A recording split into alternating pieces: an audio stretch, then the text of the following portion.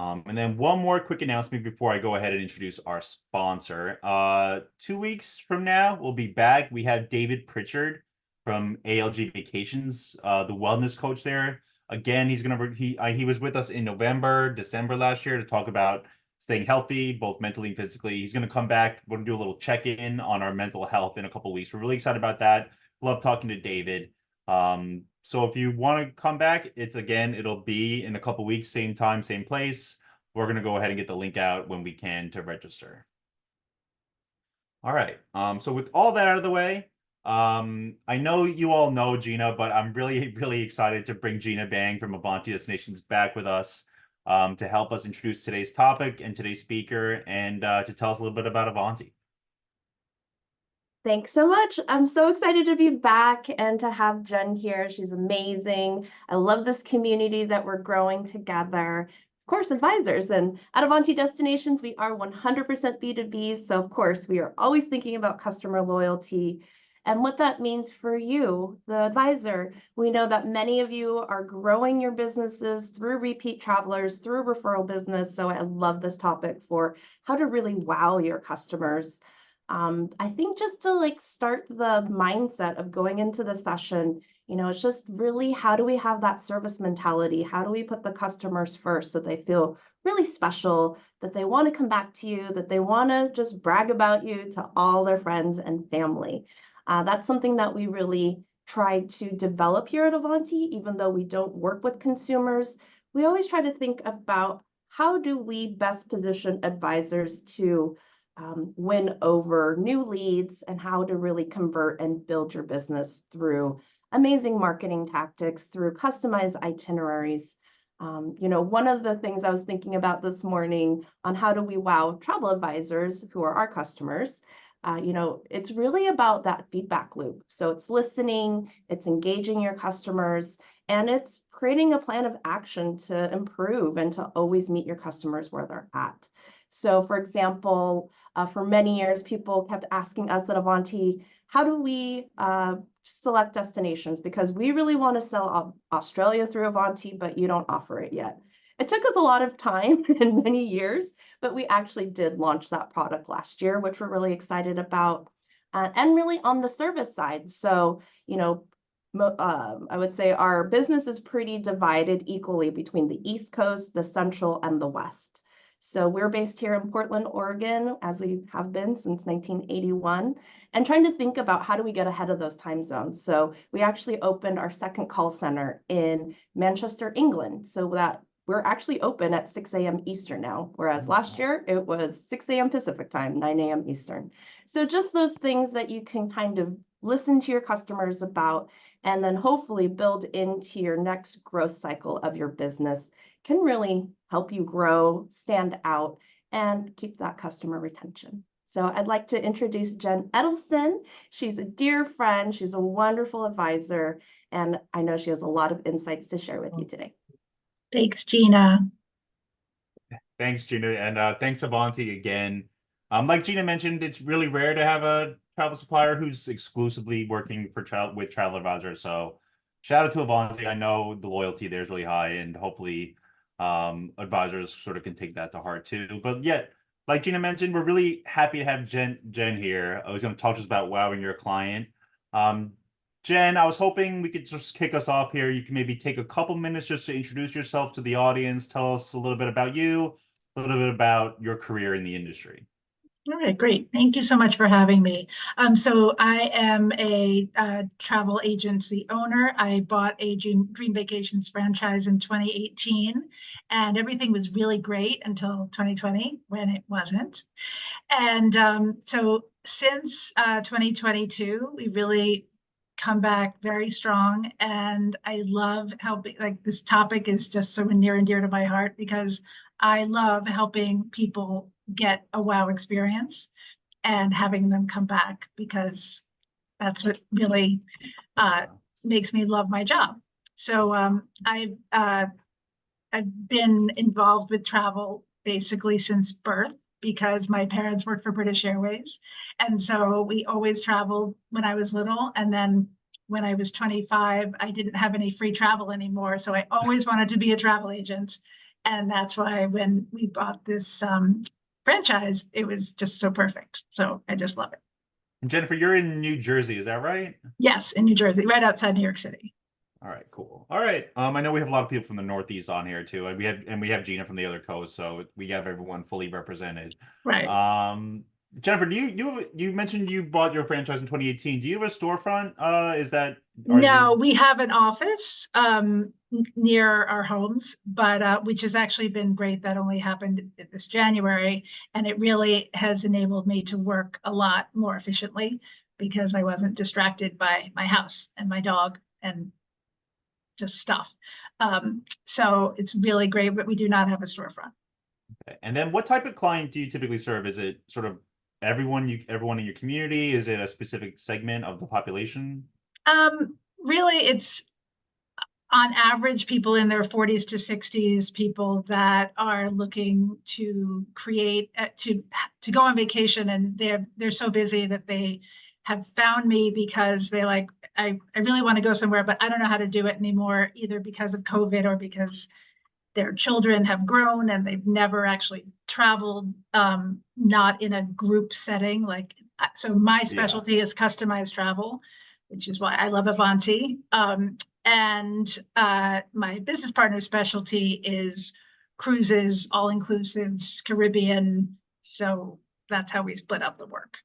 All right, cool. So customized travel, clients in the 40s to the 60s, people who don't want to spend the energy, which is an enormous amount of energy these days, to be able to have to book the travel themselves. So yeah, Right. so that's great. What about, so you mentioned you bought your agency in 2018. You sort of lived a different life. Like, I know you mentioned you had a little different lives in travel, but like from 2018 to 2020, 2020 to probably early 22, and now from then to here, it seems like three different careers. Like It you've does. It experienced, really yeah. is. I've done pretty much everything because during COVID, obviously we did nothing. And then when it started to come back, there was a lot of domestic travel. And then people started to go to Europe, but they had to be tested, and then they had to be tested to come back. And that was incredibly stressful. So then we had people saying they didn't want to go because they didn't want to deal with it, or they didn't want to get vaccinated. We had a lot of those people as well. So 23 was really when it started to, everything was calming down, and everybody wanted to go to Europe again. And this year, everybody wants to go to Italy. That's it. Okay. It's pretty much like 95% of the people that call me want to go to Italy this year. So I'm thinking, is there any other place in Europe that anybody wants to go? It's really crazy. But yeah, so it is kind of three different careers. That's a good way to put it. Yeah, Italy, I don't think Italy has ever been off the top destination list. Right. So it's not Exactly. surprising. But yeah, but it is, I guess it is surprising because last year seemed like a return to Europe last summer. Like I know we had those headlines about the heat, about the crowds. It Yes, seemed, right. yeah, but there was a thought going into this summer booking season that maybe consumers would be turned off going to Europe because of the experience from last summer, but you're telling me that's No, not the case at all. no. I mean, I did have some people ask me about Paris this year, and then of course we have to navigate the Olympics. Yeah. So when I say that, they're like, "Oh yeah, I don't want to go to Paris. Let's go to Italy." All right. All right. So let's get into the topic of the day, which, like Gina mentioned, is going to be about wowing your customers. I know you've been in the industry for 6 years. I know you've definitely had clients throughout the 3 periods we spoke about. Earlier in the week when we met, Jennifer, you mentioned that the planning calls are so important when you're trying to start this relationship with your clients. Right. I want to start. Yeah, I want to start there. Could you tell us just about your philosophy when it comes to planning calls? Sure. So the most important thing, operating from a service perspective, is listening to what they're saying and then managing expectations about what they're saying. So they might say, I want to go to Italy and I want to go next week, and that would be difficult. Yeah. And then if they want to go to Italy, but it's in the heat of the summer and they don't like the heat, then it's just listening to what they're saying and understanding, obviously being respectful of their budget. And that's probably the number one thing, because they're not going to come back to me if I say your budget is unrealistic and you can't do it, because there's always a way to work with their budget. If it's making it a little bit of a different level of hotel or cutting out a few days, there's always a way to make sure Yeah. that it's what they want to spend. All right. You spoke earlier in the week a little bit about sort of the tiny details on those planning calls that can maybe hint you to do some things that will enhance their vacation, enhance their booking, enhance their relationship with you. Right? Yeah, like I know a lot people maybe don't tend to give off a lot of specific information when they're meeting someone for the first time, but you spoke about sort of asking them about their prior trips and gathering Right. that info in order to start building a customized vacation.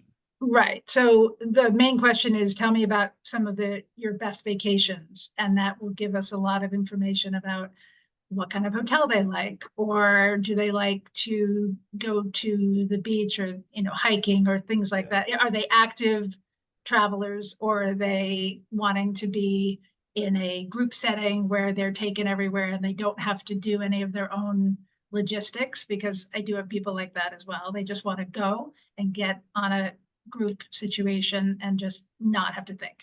And then they have the other people that are like, no, we really want to go, on the train and do all these different types of journeys in order to enhance the vacation.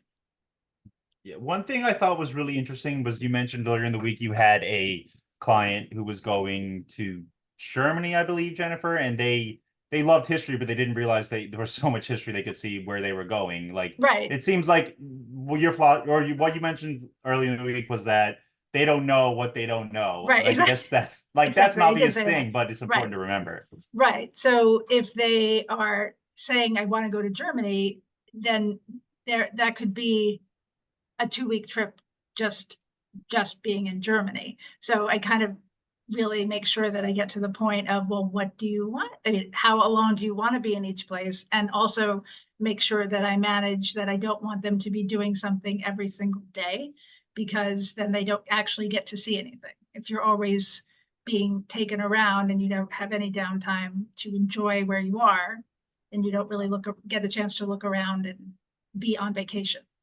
So that is another, if children are involved, I think parents have the feeling like they have to be entertaining their children all the time. And I really try to dissuade them from that. Yeah. So this is what I always wonder about like travel advisors, very successful travel advisors who manage to strike this balance between informing a client, but not also telling the client what the client wants because the client wants what the client wants. It seems like a difficult thing to do, like to be able to tell them that maybe going here during this time is not going to be a good experience while also not trying to make up their mind for them. Like, is Right. that something you have to battle? I do. What I usually say is, well, I can put that together for you and then we'll look at it. And then usually when we look at it, it's a big glaring thing that it's like, oh, wait, I didn't think I wanted to do that. Like that seems to be too many things that I'm trying to fit in. What we did talk about earlier the week was the client who wanted to just go to Paris for the day after being in London for a week. And I was like, I really don't think you want to do that. And then she was like, no, I definitely want to do that. And then the day came and she came back from Paris, and I was talking to her pretty much every day while she was there. And when she came back from Paris, she said, "You're right. I shouldn't have gone to Paris for the day. It was too much." So Yeah, so I assume that next time when you have a booking with her, she might, I guess, maybe weigh your opinion a bit more or weigh your advice a bit more than she yes, did previously. exactly. Yeah. Yes, she All right. definitely. All Yep. right. So Jennifer, you mentioned you did customized travel. I know that's the specialty of a lot of advisors on this call. I know a lot of advisors are interested in doing customized travel because it seems to be what consumers are leaning into nowadays. Yes. We had a talk earlier in the year about, or maybe last year, about luxury travel and how personalization was just this extremely important component of luxury travel. People who are spending X amount of money, they want to feel they want to feel like their trip is catered specifically towards To them. them. Right. Yeah. So let's talk about planning. Another interesting thing you mentioned to me was that what you always do is you try to picture yourself on vacation with them. Yes, I do. Yeah. Can you tell us a little bit about that? Like, what kind of impact does that have on how you work? Right. So when someone comes to me and they say they want to go, let's just use London as an example, because I've been to London many times. from the first minute that they're talking to me, I know what area of London that I should send because of logistics and whoever they're going with and what they're saying they want to do. And even though London is a very big place and you obviously can get in anywhere very easily, I know where they want to go because I'm picturing, oh wow, I know they're going to want to stay in XYZ hotel because then they'll be right near here and then they can go to this restaurant. And then I just start talking about it. And I actually say to them, basically, short of going on the vacation with you, I'm mentally going on the vacation with you as we plan it and then when they're there. Yeah. Yeah, that's really interesting. Like it doesn't seem like that big of a city, but like just going south of the river seems to, Oh yeah, bring a different vibe, I guess is the right word to say. definitely. Yeah. And I guess there's the theater district, which if they want to be near theater, you want them near like Covent Right. Garden, I think. Yeah. So Yeah. that I guess knowing, because it does seem like, oh, you can look at a map and say, I'm only 10 minutes away from here, I'm only 15 minutes away from here, but being able to walk places, being easily accessible, being able to come home after a long day and only be able to having to walk a couple blocks will probably make a big difference on your vacation. Right, exactly. Yeah. All right, cool. All right. Earlier in the week, also, we talked about how you build itineraries for your clients. And what I thought was incredible is you spoke about the level of detail you try to include in these itineraries. You get pretty granular, right, Jennifer, when you Yes. are setting someone an itinerary? Right. I mean, the one of the recent ones I did was 30 pages, and I don't want to scare people with it, but I really, this person kept saying, well, how do I know how long it's going to take me to get to the train station? And I said, well, I'll put it in there. And then, well, how do I know how long it's going to take me to get from the train station? And how long is the drive going to be? So I just started putting all of these things in, and it would be what I would want if I had never been somewhere before. I would want to know every detail so that there's not a surprise. Because I don't like getting to a place, getting in a car service or to get to a hotel and then be driving for a really long time if I didn't know, okay, it's going to be about a 1 hour, that kind of thing. So because of that, again, like I'm going on the trip with them, I just give every possible detail. Like another one was, oh, I think you should go to this fish and chips restaurant. It's about a 10-minute walk. And here, I've Google mapped it for you and I put that in the itinerary. So, yeah. Yeah. And I know there's a lot of clients who like to be independent, but it does seem to say something to be able to, especially just walking outside of an airport. Like I think you mentioned London, so I guess that for a example, like coming out of Heathrow, there's so many ways to get picked up in a car. It seems like I've been stuck and my driver's been like walk away and I just didn't realize it. So it does see, yeah. Exactly. Yeah. And after a long international flight, that can really rub you the wrong way too. Right. Yeah. Especially if you've never been to a place before. Like a lot of these people have never been to the place where they're going. So there's anxiety about, well, what am I going to do? Because it's different from America. It's different from anything. I've had a few people who've never been to Europe this year who are going. So they're, I found the itinerary makes them feel better because they can look at it, even if they don't look at it like every single second, they have it to refer to for the next day. Yeah, I'm curious. You mentioned it was a 30-page itinerary. How long of a trip was the 30 pages for? It is a 10-day trip. It's coming up in a couple of weeks. Okay. So like 3 pages for each day about. Right. But it was it's the actual itinerary piece was probably about 12 pages. And then all the backup, like this is your restaurants that you want. And this is the hotels and the information about the hotels. And this is the tour. And this is where you're going. And this is how you're going to be picked up to go to Capri. And this is, it was a lot. What? Yeah, that it is though. It does seem like, again, it's like a companion piece to your trip, that kind of itinerary, Right. It's like the guidebook. Right. All right. Yeah, that is incredible.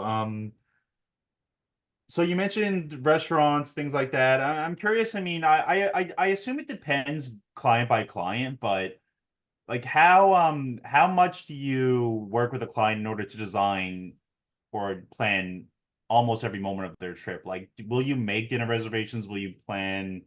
I know you'll Yeah. plan tours, but how specific can you really get with people? It does depend on the client. I've found that older clients like me to do it because mostly the clients who are dealing with Europe and restaurants, every restaurant is going to have their own website. So what I've been doing, unless they ask me to book it, is that I find the restaurants that they want and I find the websites and then I just text them the links to every restaurant and then say, you can do it, but if you need my help, because a lot of times, again, back to the whole, I don't think every minute should be planned.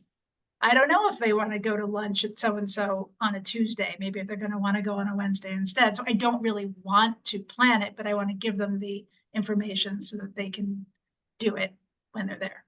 Yeah. We have a good question from Deborah in the chat. She just wants to know, how far in advance of a trip do you send them the itinerary? That's a good question because usually after I get final documents, so like probably within 3 weeks, Okay. unless someone is really anxious to get more detail faster, and then I do a preliminary one, but I don't go down to that deep level until 3 weeks before. Okay. Does that ever cause issues, like when people do get the itinerary, because they have 3 weeks to think about it, 3 weeks to look at it, and also 3 weeks to communicate with you about it? Like, does that ever scare you? No, because this level of itinerary is not from the beginning when we're picking everything has already been decided. So I don't give them this until everything is finalized. We've already discussed, everything's paid for, everything's done. And so then I say, okay, now a couple of weeks before I'm going to give you the itinerary and then we'll go through it. And that's when we can add restaurants.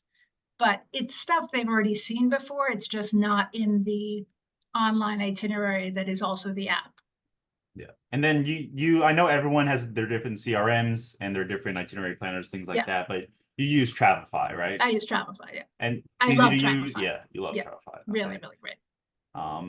Any like tips for people, because we always get a ton of questions on Travelify, on Traveljoy, like any tips on why you love Travelify or what? I just think that they have so much in their library.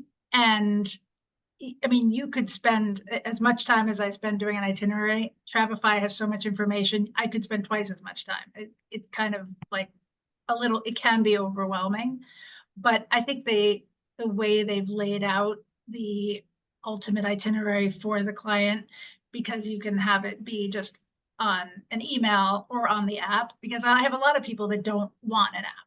Yeah. It's just like too much. They don't necessarily have their phone with them over there in terms of they're going to use data or not use data, or like they don't even want to look at their phone because they want to be on vacation. Yeah. So I do print on paper still. The bare bones level of the itinerary on Travelify, not the extended version, but I give them a piece of paper. And you'll mail that to them before the. Yeah, I either meet, because most of my clients are local. So I either meet with them or mail it to them if they're not local. All right.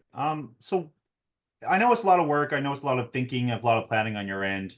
I know that's the job, but what's the return on this kind of like planning? I don't want to say hand holding because that has a bad connotation, but like planning, Right. like designing, like how does this impact your business? How does it impact the relationship with your clients? Well, they definitely come back and they become more friends. I'd say 90% of my clients become friends because I'm not only texting them from the beginning, if they're on the trip, I make sure that, did you know that if I get a Travelify notice that their gate changed and I haven't heard from them that day, I'm like, hello, your gate changed. Just wanted to make sure because I know when they have opened it or not. So I just become friends with them because they know that I care about their trip. Yeah, that's what you said earlier in the week too. You said I really care, but you want people to know that you really care about their trip. Yes. You're on their team with them. I think that's how I would describe it. Like it seems, it seems nice to have a team when you're in a foreign land. Like it just seems like something I know your clients really love and really love about working with you. Yeah. Yeah. All right. All right. So I know I did want to ask too, because I know getting down to that granular level, especially when you're doing FITs or customized vacations, a lot of it comes down to not only working with your client, but working with the supplier too. Right. What's the big thing about working? Like, how important is that relationship, building a relationship with the supplier when you are getting this customized with your client?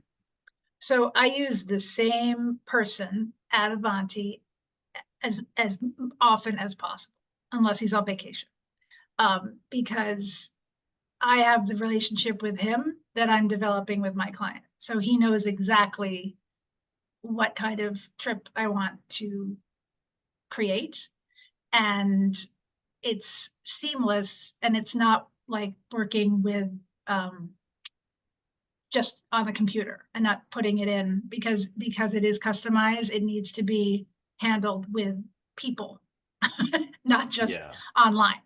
Um, Primarily because I know that they have a level. When you're working with a person, they know the actual hotels we're talking about. They know, I mean, everybody, every travel advisor is going to know approximately what the journey is between Newark and London or Paris or whatever. But in terms of on the ground, like, I want this type of hotel because it definitely has a restaurant, and it's easier to talk to a human being.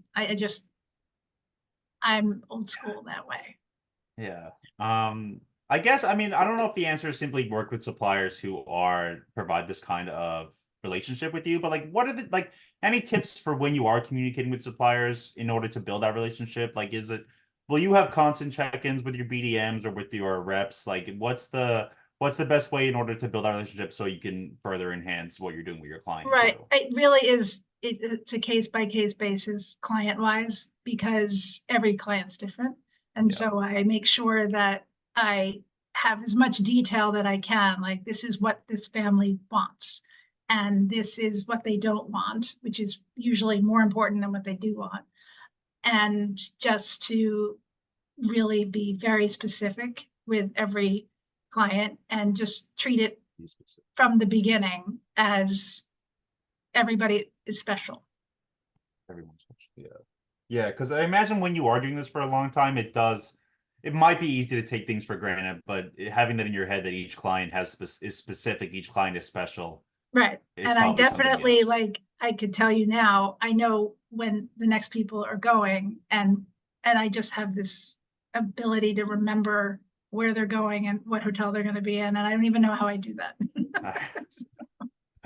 All right. So we have about 15 minutes left with Jennifer. If anyone has questions, again, please drop them in the chat. I want to ask about something I know a lot of advisors deal with, and that is, like you mentioned earlier, Jennifer, you mentioned wanting to go to Italy for 10 cents next week or whatever the phrase was. There seems to be a lot of unreasonable requests or unreasonable expectations.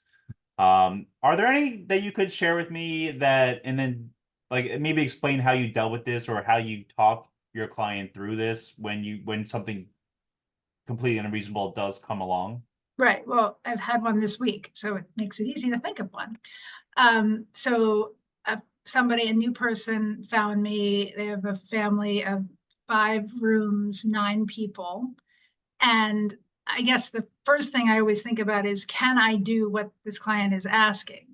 And then if I can't, then I just have to be honest and say, it's just not going to work, because I'm not going to come back with something that is $2,000 a person out of your budget, and you're going to be mad at me that I haven't. But it's usually because they have done too much research on their own, but not gone all the way through with the research. So, for example, they've gone to Expedia and they just looked at, oh, look, I can go to London for $1,000. And then they closed Expedia. But they didn't go through and when are they going? And oh, wait, that $1,000 didn't include a return flight, or it didn't include a return flight in July. And it didn't include a hotel that was actually in London. It included a hotel that was near London Airport, near Heathrow. So their expectation is because they've just done a little bit of research, and it's skewed what they think I'm going to come up with. So I just have to say, the type of trip I plan is different, and the price that you're asking isn't, you're never going to find that. And if you want to, you should, if you think you can, you should just go and do it. And then they usually come back, although this person hasn't yet, and said, okay, fine. You're right. Yeah. It doesn't work that way. Yeah. Yeah, again, I guess it gets down to managing expectations. Yeah. Managing, like, I know coming back post-COVID, again, it's been a couple years, but there was a lot of managing expectations about your experience, not going to be the same as it was in 2019. Yes. Thank God But that part's over. yeah, but now it seems like pricing is a lot to do with it now Yeah. too. Airfare is ruining, airfare ruins the budget, really. Yeah. And that, Because- and yeah, sorry. Yeah. No, it's okay. It does. It ruins the budget. If you have a family of 3 people and you're going to Europe and your budget is $10,000, you've already spent $4,500 before you've gotten there. And that's a problem. Yeah, that is a problem. I mean, I know nothing can be done, but is it just communicating that with your client and Yeah. realizing that if they're not going to put their budget up, they're not going to have the same experiences they would have had. Yeah. Right. I mean, I think back to the wow thing, I just say, look, I really want to help you. I care about your trip. I know you want to go. I think you're going to have to drop it down by a couple of days. Like you wanted to go 8 days, you probably need to go for 6 days. Okay. And maybe you're going to do a shared tours instead of private tours. And maybe you're going to do something 3 of the 6 days instead of 5 of the 6 days. And let's look at what that looks, let's see what that comes to and see if that's a doable amount. And also the whole idea about it being prepaid is something that I think a lot of clients don't realize. So that all of these things they're getting on the plane, everything's done. The hotel's done. They're not going to be getting their credit card out for the hotel. And when they realize that, they're like, oh, well, that makes a difference, because then they're not budgeting for what they're paying for when they're there, because their hotel, the majority, pretty much everything except food is paid. Yeah, it does. I know everyone would think that would make a big difference. We have a couple of pretty interesting questions in the chat, Jen. And again, if anyone else, any others, please drop them in there. Deborah, who asked a question earlier, wants to know if you do any pre or post travel thank you gifts, and if so, what are they? I don't do thank you gifts, but I do personalized thank you notes. You know, thanks so much for trusting me with your vacation. Please let me know where you want to go next. That kind of thing, but not gifts. Okay. We give not personalized. We give our luggage tags with our company name on it to everybody on the way out, plus the folder with all this paper in it. But yeah, I mean, right now it's luggage tags. We looked at doing some other things, but it ends up being really expensive to get a lot of things that, you know, to pre-purchase things that are branded. So I'm still working on that one. All right. And then Michael wants to know, this is a pretty generic question, but if you have any, can you tell us about something negative that happened to a client when in Europe and what you did to save the situation? I guess any emergencies that you had to put, any fires you had to put out, anything like that? Yes. So I had a client who thought she lost her passport and her kids' passports in the airport when she landed. In fact, she was convinced of it. And she called me in a panic. And I was like, I don't think you did. I don't know why I was able to remain calm, because typically I'm not a calm person. But I was like, I'm sure you didn't. But she had already left the hotel again, so she didn't know that she still had them. And so I called the police department of the town where she landed, and it was in Manchester, and I said, hi, this is not an emergency, but I have this client who thinks she lost her passport, and I don't know who to call at the airport, and I'm not there. And they said, oh, let me give it to you. And it's just so different from like being in America, where everybody was would not have done this. And they were like, oh yeah, let me give you the number for the Manchester security, and you can ask them. So I got the answer in like 5 minutes that if a passport had been lost 3 hours before, it would already have gotten to them. So that gave me, I mean, obviously I didn't know for a fact that she hadn't lost it, but that gave me an idea that I'm pretty sure that you haven't lost it. So when she got to the hotel, she texted me and she's like, yeah, I have it. It's in a different section of my suitcase that I forgot because I was so tired that I forgot that I put it there. I was like, oh, and she's like, thank you so much. I was like, I didn't do anything. Well, you call. I cannot imagine calling a foreign local police department and asking about passport issues. I know, it was so crazy. And I was really concerned. I was like, the first thing I said was, this is not an emergency at all. I mean, nothing, but I just didn't know where else to go. Did you you know, have to? Did you have to explain that you were like what a travel advisor was? Yeah, I did. I said, I'm this woman's travel agent, and she just landed this morning, and she has 2 small kids with her, and she really believes that she dropped it out of her purse. And I just need to know if it's in the airport, because at that point she was far away from the airport, and she would have had to go back. So anyway, that was my recent crazy story. All right. And then I guess the last, well, again, everything like I guess you could do everything from everywhere nowadays. So I just think it's incredibly impressive that you managed to call the Manchester Police Department. Right. I think, yeah. But we have a couple questions in the chat about travel insurance, Jennifer, and I don't want to get too specific with travel insurance because I know that's a very specific topic. But like, do you have a process with travel insurance, like when you offer it and things like that? I tell them from the beginning, there is travel insurance on your itinerary, it's there because it defaults to be there. And I'd say 50% of the time people say, no, I don't need travel insurance. And I go, okay. And then they'll say, well, what would you do? I'm like, well, I would get travel insurance. And then they say why. And they usually have they have a belief that it's not real because, when you buy an airline ticket, it says you can pay another $30 and you'll have travel insurance. And then it's not the same type of travel insurance, right? So I just explain whatever type of travel insurance I'm talking about is, and then say, you don't have to add it. You can add it later, but if you have any pre-existing conditions, they won't be included. And then I just leave it there. And half the people do take it and half the people take it off. Yeah. Is that 50% rate? Has that changed since you've been selling travel since 2018? More people take it now than before COVID. Yep. But it's still, it's not 80%, for example. Right. Okay.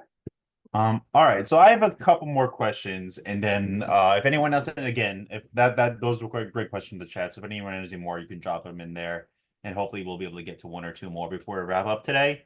But another thing I thought was interesting that a lot of advisors probably definitely have to deal with, and it seems like it's going to become a bigger issue with what the airlines are doing pretty soon. Like you mentioned earlier in the week, some of your clients may want to pay for airline tickets with points. Oh yeah. And you have to do things differently with points. I mean, how do you deal with that when you get that kind of request when someone thinks they can fly to Europe because they have this amount of points in their account? So the first thing I say is, if you want to book everything with points, then I can't help you because I won't get paid. And so then they say, oh, I can just use my points, because it's usually credit card points that convert to something, right? And then they say, well, I can just use it for my air. And I say, great, that's awesome. Because now they're taking that cost off of the table. And then so then there's more money to spend on the trip because they're taking the cost off. And then I do help them do it, but I can't do it for them because they usually have to call their credit card company and find a day that it works, because there's only certain numbers of travel of points tickets that they sell for every day, and it becomes very involved. And I don't, aside from the fact that I can't do it, I don't want to do that. Too complicated. And then if they just want to earn points and then get, use their not put it as part of the package and just earn more points. I'm not explaining that part well, but then I will help people do that as well. Like I'll help them book flights. And if it's domestic, which is another whole topic completely, then I will literally book their flight with them on the phone Wow, that's because it's easier to do that. So airlines, if they want to book them by themselves with the points, that's good. That's actually a benefit for you because It dealing really with is airlines better. a headache. Yes. Yeah. Yeah. Then I don't have to deal with it. If they want to book more than that with points, though, that's something they should be doing on their own. Like there's Yeah. no, And then but then they're not getting what I provide. Yeah. Because it just doesn't work. Yeah. But then you will, then just to wrap up, you will help them. I guess you use whatever method definitely they help them. Yeah. I will All right, definitely cool. help them, but I won't, I can't use their points to book their trip because the way we book trips is you can't use points. Okay. All right, so a couple more questions in the chat, and then I have one more, and then we'll wrap up. Deborah wants to know if she's gonna be able to rewatch this recording. Yes, you will by the end of today, maybe tomorrow morning. If you're on the TMR newsletter list, we'll get you a link to the recording where you can watch it again. And then Judy wants to know if you specialize in any particular destination or types of travel. I know you mentioned customized travel, Jennifer, and I know you mentioned your business partner does a lot of cruises. Yeah. But is there anything you won't book? Like, is there any type of travel that you'll just say this is not for me? No. Okay. Nope. If someone comes to me and they have any type of trip, I will attempt to book. I mean, I may not be able to, but I'm never going to say no to somebody. Where does that philosophy come from? We've had, again, I asked that question quite a few times on this series, and like some of them have the same opinion you have, and others will only book their specific niche, their specific type of travel. They won't go outside of that. I mean, is it just because your clients are maybe local clients who do want a lot of different things as opposed to like a specific very, very small niche? I just never wanted to put myself in that box. I just wanted to be able to at least attempt, because I feel like you're losing people if you say, well, I only do this. And then if word gets around that I only do this, then they're not going to call about anything. Then they won't call about whatever it is, like, so I say I do custom travel. And if my business partner's there, he'll say he does cruises and everything else. But if we're not in the same place and I'm just talking about that as it just relates to me, then if I don't do that, for example, like I don't say I just do this, because I don't want anyone to hear me say that, because then they might not call, or they might not tell their friend to call, and there are other travel agents near me, right? So I want to get the business. Yeah. All right, and then last one from the chat, I promise. Two people are asking about booking fees, and we've done a lot of work on booking fees on this show and on TMR in general. I mean, is that something you're comfortable talking about, Jennifer? Like, do you have a planning I'm fee? definitely, we this is a daily question. So Okay. we don't have a planning fee. We take a $300 deposit that is applied to the trip.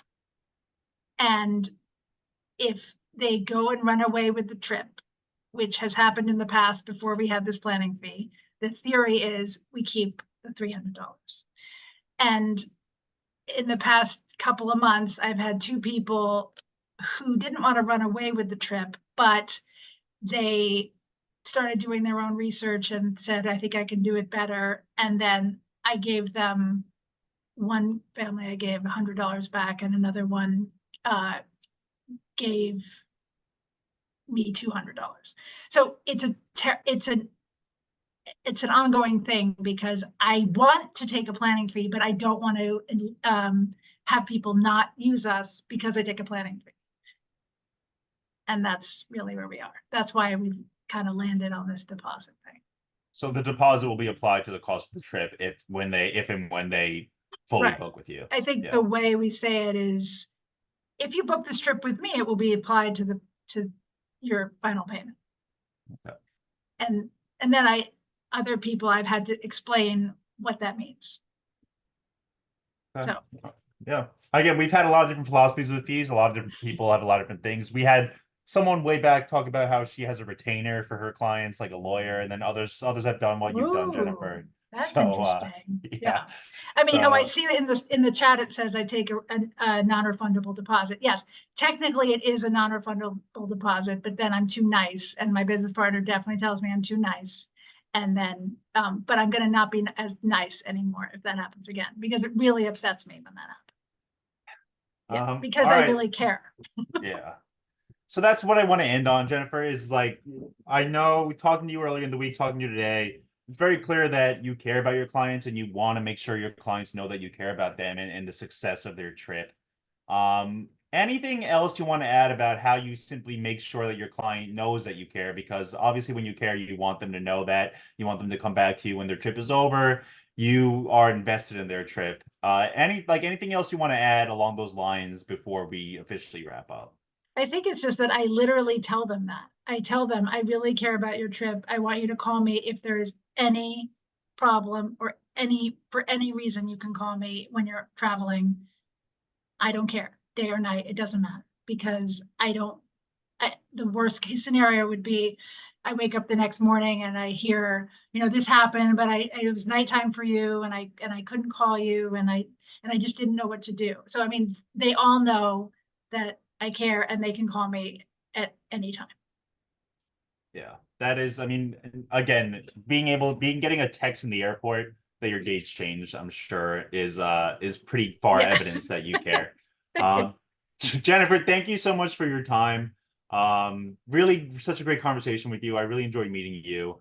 And thank you for sharing all your insights and sharing all about your career today too. Thank you so much, and thank you for having me. Yeah, and Gina, I know I still see you on here. Thank you so much for coming on with us today again.